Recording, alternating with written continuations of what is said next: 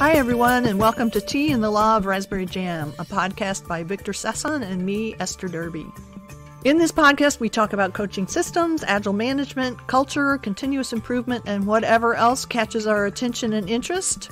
And today, we're interested in constraining and deconstraining systems as a way to think about generating patterns and results in organizations. So let's get to it. I had a conversation with Woody Zuhl the other day. Nice. So we met up and we had conversations, and they were always interesting. And we talked about, I don't remember exactly how we said things, but we got into centralization as a theme. And I was asking myself, companies, as they scale, they need to centralize certain things, which is like they need to set constraints. But how do we know that the people who are centralizing or are setting constraints, how do we know that they know what to centralize? And so we got into constraints, and Woody said something in the lines with, how do we even know that constraints are effective? And so I asked him, wait, what? Do you mean that we should be deconstraining? Are deconstraints good? And he said, I don't know, but I think I would like to find out. And I think we need to do some testing around this. And this made me think about constraints. Maybe we got it all wrong. Maybe what is helpful to teams isn't when we constrain them. Maybe it's all about deconstraints. So I started thinking about self-selection, because I've been a part of several self-selection events, and that's gone really well. And is the reason why it's going well that there are clear constraints? Or is it that with those few constraints, we've actually deconstrained the entire system? I think it's a combination. I think if you have no constraints, you have flailing. And if you have too many constraints, people can't even move. But it's a matter of thinking clearly about what are the constraints that are going to engender the patterns that we want, and what are the constraints that are going to get in the way, and then deconstraining. That's where I'm now exploring new thought patterns. Can we ever be without constraints? Because we always have constraints, even if they're tied to our identity or our beliefs or our physicality, our level of strength, our level of health, our height. Those are all constraints of a sort. Yes. And so when you talk about flailing, is flailing the effect of being too constrained rather than being deconstrained? Well, I think about if you don't have clarity about what you're trying to do and you're unconstrained, that is a situation that leads towards flailing. Because people have so many options, and each person has their own set of a billion options of directions to go, and bringing that together into some coherent pattern is super difficult. So I think about an exercise that we do in PSL, where teams are given a problem to solve, which involves designing a problem for another group to solve, and it has 3 constraints. And very often, teams go through a period of, well, for lack of a better word, use flailing again until they figure out how to move forward. So the new pattern I'm thinking about, because I've taken your PSL class, and I've been a part of that exercise. Yeah. And with this new reflecting on, is it actually the deconstraining, or is it the constraining that has unleashed my ability to participate? Did the constraints impact me in the way that, or the group, did that deconstrain us from our implicit individual prejudices about the exercise? So when you set those 1, 2, 3 constraints, you're saying that basically nothing else goes. Like, this is all you need to consider. So drop everything else that you have, like all preconceptions you have.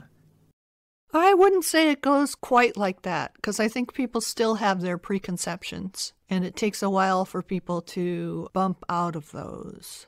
I think it would be in some ways easier for people if we gave them, it would be more comfortable for people if there were more constraints. And it also gets to a point where if there are too many constraints, people can't move. But deconstraining yourself of your own assumptions, I think, is hard. Which is a part of your class. Yeah. Because I'm not going to give away too much. I'm not going to give it away for the listeners who haven't taken it. But that's one of the, I think, major learnings there. We have a lot of assumptions and preconceptions, and if we aren't aware of them, they really limit our ability to participate or lead. Right. And not just in the workshop, in life in general. Part of it is we accept as immutable constraints that are handed down to us. Yes. Which may not actually be constraints. I was visiting a friend today, and I was standing outside the door. There's a door with a door lock, and I was not able to get a hold of her. I was a little bit early, and then someone came, went in, and I said, "Oh, hi, I'm supposed to meet my friend in here. Would it be okay with you if I join you and come after you and, like, go in with you?" And he said, "No, I'm sorry, I don't know you. I can't let you in." And so I said, okay. And I understood him. I mean, even if it's minus 10 degrees outside, I still understood his point of view. About 5 minutes later, another person comes in, and I don't ask. And in the moment, like as this is happening, I'm seeing myself constraining myself. So I'm accepting a constraint that I've put on myself. No, she's not going to let me in because this other person didn't. So I don't even ask. Mm-hmm. So we do constrain ourselves in every situation. If I wouldn't have constrained myself, I would have asked her. And there's a big chance she would have said yes, of course. Or like, who do you know? So we constrain ourselves all the time. And when we work with our clients and we ask them questions that can't be answered within the constraints they have, I think shift starts to happen.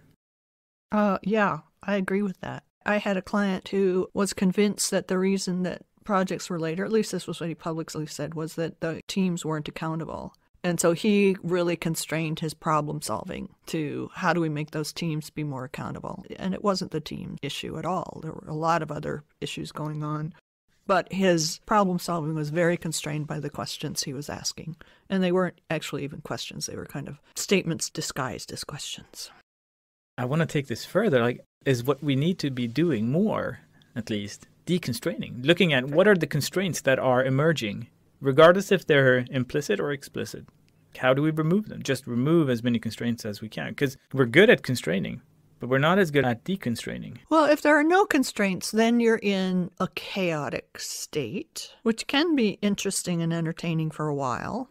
So yeah, I agree that we need to really look at what are the implicit constraints, what are the kind of cascading constraints, because in most organizations there are constraints put in place on the steering domain and then the enabling, enhancing domain, and they all flow down to the making domain. And the image I get of a lot of people on the kind of making domain in organizations is of Gulliver tied down by 1,000 threads. None of the threads in and of themselves would be enough to hold him down, but there are just so many that he can't move. And so there's these cascading constraints. There are the constraints we assume that we bring with us from past experience. There are constraints that we have from a societal perspective, like the ones you had about asking, will you let me in, is in some ways a societal constraint. You know, we have these safety locks for a reason, and it's to keep dangerous people out. And so there's a sort of societal aspect to that one. So I think we need to pay attention to the constraints and remove them. And I don't think we need to remove them all. No, I don't think we can remove them all. No, I don't think we can, and I don't think it's desirable. But I sure think that it would be useful to be more aware of all of these sorts of invisible constraints, these thousands of tiny threads that are making it difficult for people to move, to be creative, to think, to be happy, to live. If we remove the constraints, if we focus solely on deconstraining a system, I'm imagining that self-organization would happen more. The less constraints we have, the more self-organization happens. That's in my head. There's a one-to-one mapping there. I'm not sure it's true, but that's what the conversation with Woody, that's a seed it planted. Yeah. You know, I think many groups are over-constrained, and I think every group self-organizes within the boundaries of its constraints, right? It's just that many, many, many groups of people or teams within organizations are highly constrained. So it may not look like they're self-organizing, right? They may be self-organizing within a very limited sphere if you define self-organizing as their ability to adapt to new challenges and new situations. Yeah. And I agree we need to pay attention to the constraints and get rid of a lot of the implicit ones. And I'm not willing to go so far as to say, get rid of them all. Because I think constraints serve a useful purpose in bounding, right? Izzy's barking upstairs, sorry. She's very loud for such a small dog. Hello, Izzy. Because I'm thinking about startups. As startups, when they get started, at least the successful ones that are able to eventually validate their idea, they have very few constraints in the beginning. And people self-organize. They do lots of different things. There is no talk about, this is not my role. They scramble around what needs to get done, and then they do it. And then as soon as they validate their idea and they have to scale, or they choose to scale, because scaling is a constraint as much as not scaling is a constraint. They're just different types of constraints. But as soon as they choose to scale, they suddenly need to start with the role descriptions and an org model. Well, they don't have to, but they do. I mean, and I think there are a lot of different ways to go about solving that problem of how do you deal with the cognitive overload and the communication needs and the coordination needs as you involve more and more people. I think those are issues that need to be dealt with, if you want coherent action. I think the ways that people go to are kind of a legacy of mechanistic thinking and are highly constrained. You have job descriptions, and you do this job, and you do this job, and you do this job, and everybody does their job right. All of the little factory parts will work together. And I think that's an over-constrained situation. But that's what people know how to do. It's not the only way to go about it.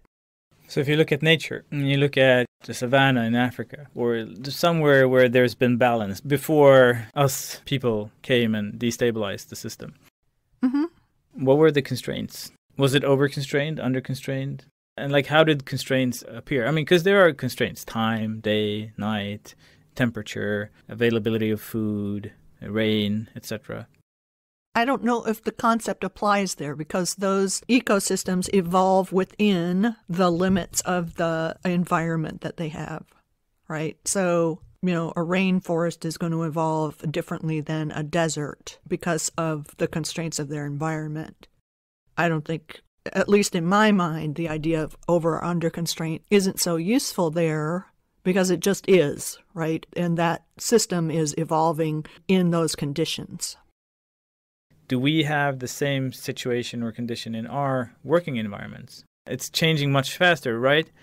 Certainly the pace of change is different than it is on a natural scale, although that seems to be speeding up. That's the topic for another day. Yeah. But I think there's a blindness to the constraints because people add and add and add and add and add, and not because they're stupid, bad, or wrong, just because it's what they've seen done and what they've been taught to do, and they don't necessarily consider the cumulative effect of all those constraints.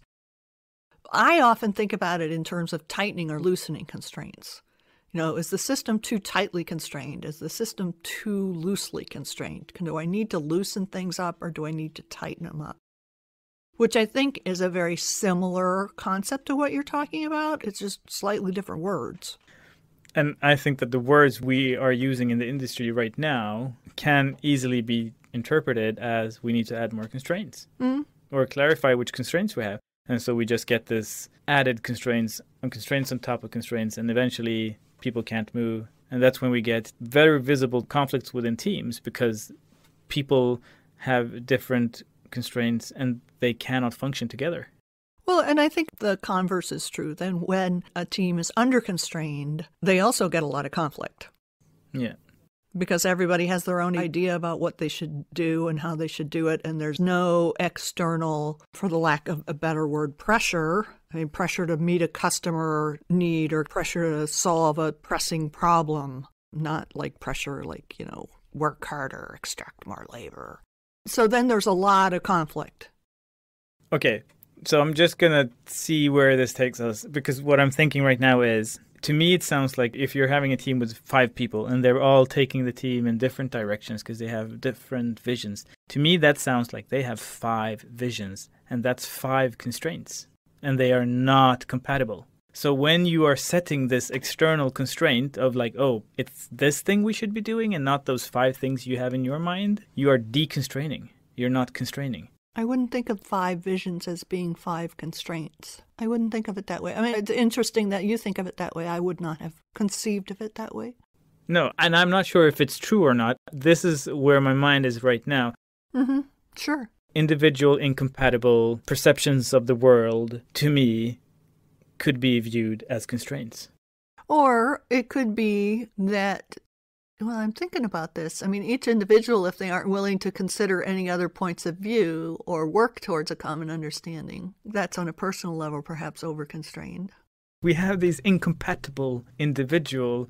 Is each person having their own individual idea about where the team should be going? Is that about a constraint or is it about an attractor? That they don't have a common attractor? I don't know. Could be both. I don't know. This conversation with Woody really changed. I don't know where I'm going to wind up. I just know I'm much more curious in how many constraints are we removing. I'm much more curious about that than I was before I had the conversation with him. Because then I was only concerned about what are the few constraints that we need to apply that would allow us to give them freedom. Which is also another way of looking at deconstraining. You have an exercise, or you're going to reorganize, or whatever you're going to do. You're going to make a change. And really looking at, okay, what constraints are we removing with this change? And listing them down. I find that very, very interesting. I'm very curious what would come out of such a conversation. Okay, so how are you deconstraining your teams with this change? In some ways, this is a conversation I have a lot of the time when people say, oh, we want collaboration on our team. And then I start looking at all of the ways the team have different boundaries, or they have the constraints of their job description and the constraints of their location and the constraints of what they're going to be rated on. And so that's a conversation that happens a lot. How are we going to loosen up some of these things so that people feel like they can actually work outside their job description without being punished for it? Can we make the job description broader? Can we contextualize the job description if it's going to take an act of God to get it changed, or the approval of some large number of vice presidents? How can we contextualize it so people feel like if they're a dev, they can do some testing. If they're a tester, they can sit in on a code review. That's deconstraining. Yeah. I think that sort of conversation happens. I think these conversations happen all the time. I just don't think we credit the effects of a team that is able to collaborate better. We don't attribute that to deconstraining. We attribute it to constraining. Well, I guess I think about what the constraints are and choose which ones you're going to remove. And so I guess I'm not hung up on the word deconstraining because I think about it a lot, just in different words. Yeah. Okay, we need to find a way to wrap it up. There's no real point with this. It's just an interesting conversation, and yeah.